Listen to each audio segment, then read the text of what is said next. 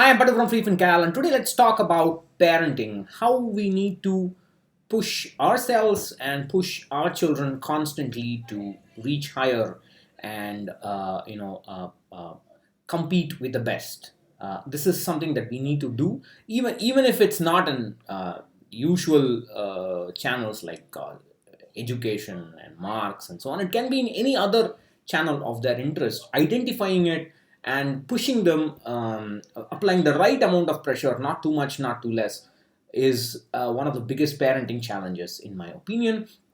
The reason I have that image, the image from today's article right here, is that it's suitable for the basics of debt mutual funds explained for new investors. That's an article by Swapnil Kande. This is part one of three. Please go to freefincal and read it. I'll leave the link in the description box. There'll be the second part comes out tomorrow, the third part the day after, and so on. And also, it also symbolizes a child reaching higher, and that's what I think. That's the biggest challenge for a parent. I mean, we have to compete. See, there are two challenges here. One, we need to find out what makes our child tick, what are the interests, and whether what they want to become overlaps with those interests. Hopefully it will, and if so, we have to push them towards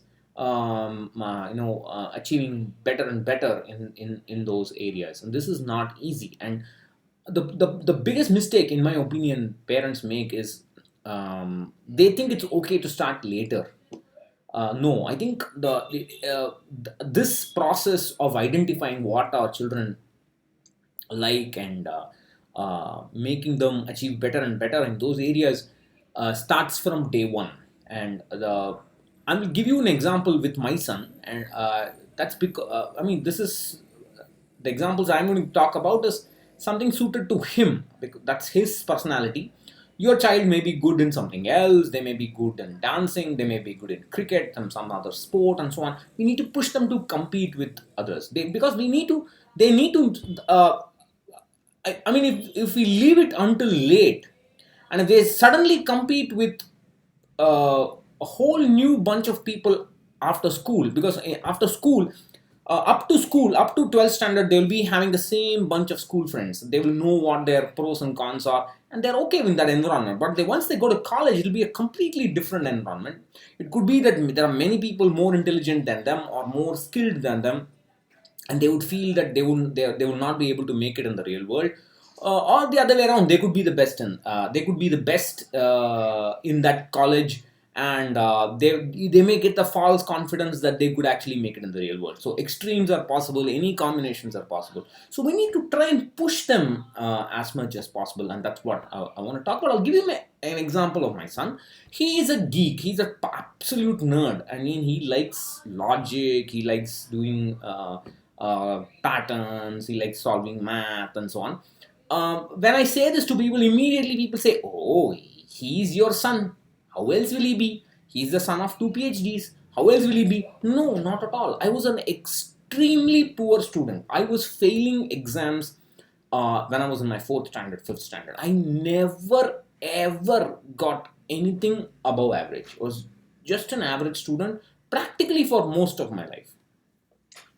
So therefore it is just an accident. And of course, I mean, he doesn't like playing any kind of sport. He does outdoors, maybe indoors he may do something, but outdoors he doesn't. He just is not built physically. So I mean, I love sport. I have played a lot. My father has played a lot, but he doesn't. So that's something I can't push anymore, although I have tried to. But that's that. I mean, you can't do anything about it. So now the thing is that he has to, if he has to, so he's gonna, whatever he's gonna do. I've As of now, with the data that I have, it's clear that he's probably going to be some kind of, I mean, he's going to study. He's going to do something, maybe an academic, maybe something else, maybe research, something else, something in that along those lines, something close to what I do. But he's gonna, as of now, that's what I think. I don't know. I mean, after all, if a what I tell people is when they come to me for career counseling is, if you can do an MS, ask yourself if you like to do a PhD. If you'll be happy doing a PhD, go do that. Then you'll get a slightly more relaxed job, yeah, if you choose to take it in academic circles and so on. So that's what, as of now, that's what he likes. Of course, he sees me, he looks at what I do and so on. Those could also be some influencing factors. But the point I'm trying to make is, we started making him appear for the science and maths Olympiad examinations. These are more or less like talent examinations with logical reasoning, brain power, etc., and so on. So he wrote the first exam last year. He just finished writing the second this year for the fourth standard. So when he wrote it for the fourth standard, um, he got he was the school first, and he got 40, number 40 all India. Now, the thing is, you can play this two ways. In my son's case, we were, me and my wife were getting a little worried that, is all this going to his head? Is it making him haughty, arrogant, and so on? We were worried about it. Now that, not that there were actual evidence of it, but we were worried about it. But when the rank came as 40, we were able to tell him, look, there are 39 kids more talented than you, more intelligent than you. That's what you should be competing with. You should try and push harder. We don't emphasize anything on marks. We don't tell him you have to get this much, you have to get first rank, second rank, and so on. We don't do all that. We just say give your best shot. But to give your best shot, you must work consistently, work in a disciplined manner. So it works both ways. There could be other cases too. For example, if a kid has never um, had any opinions about themselves, you could tell them, look, you are number 40 in the country. That means that very, very few people are above you, and you are above a lot of other people. So you're that good. So you should push yourself harder. So you can do it both ways, to bring them down or push them up, depending on what your child is. This is the parenting is like 24/7 constant pushing kind of job. You can't say I'm going to outsource it to tuition teachers. I'm going to outsource this to my class school teachers. That's not going to happen.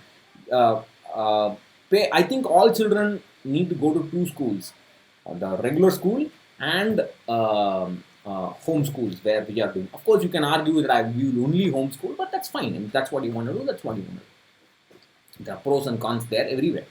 So this is the pushing that we need to do, and we can't wait, especially with respect to competitive exams. Other things like dance, music, sport, etc., etc. All these are fine too. Here also there are excellent avenues available today to compete with the best and find out how good we are, or what we need to do to compete with the best. So everything, they're all equivalent. But the mistake that people do, and I've seen parents do, is they focus a lot on extracurricular activities. Although the children is interested to pursue one of them professionally, when they become 7th standard, 8th standard, 9th standard, they'll say, close all of that, go start studying. I think that's injustice. It doesn't work that way. We need to balance this out. It's a very hard job. It's not easy at all. But I think this is something that we need to continuously do. I'm not trying to give any gyan here or so on. This is only a discussion. And especially with respect to competitive exams, because it's something that I'm familiar with and I can talk about it, and it's also relevant for my son's case. You may have seen that WhatsApp forward or some joke about when to start studying for the JEE when the child is a sperm and so on. That is actually true. That is literally actually true. That is when we should prepare ourselves and gently push the child nudge them along in the right direction without them knowing it. They can rebel, and if they start rebelling, we know that we need to tone it down and so on. It's a played by ear kind of thing. So we need to make them write competitive exams in anything, not just in studies. At a very young age, prepare them so that when they when they start studying for medicine exams or JEE or anything else, it will be like, they won't even feel it. It'll be normal. There was a professor at IIT Madras who used to give his students weekly tests. My wife has studied under him. Every week there will be a test. Every week, Monday morning, first class there will be a test. And when that happens, you just get used to it so much that that exam fear goes away, that need to study separately for an exam goes away. It just trains you into that. That's what we need to do. And we need to do it gently without pushing them.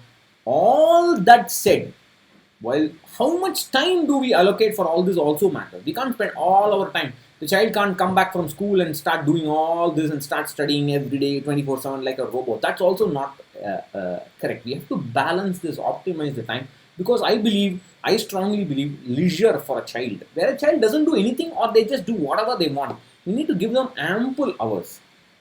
Even then they will rebel, and I have seen my son has rebelled for studying for Olympiad, but I used to tell him, do it for 15 minutes a day. I don't want you to do anything more. You have like 4 hours of free time every day. I'm just asking you to give me 15 minutes of that time, and then he sees the logic and he gives me that 15 minutes. So that's the kind of thing. It's a very hard process, but we need to start pushing them, pushing them, pushing. We need to push ourselves. If we don't push ourselves, we can't push them.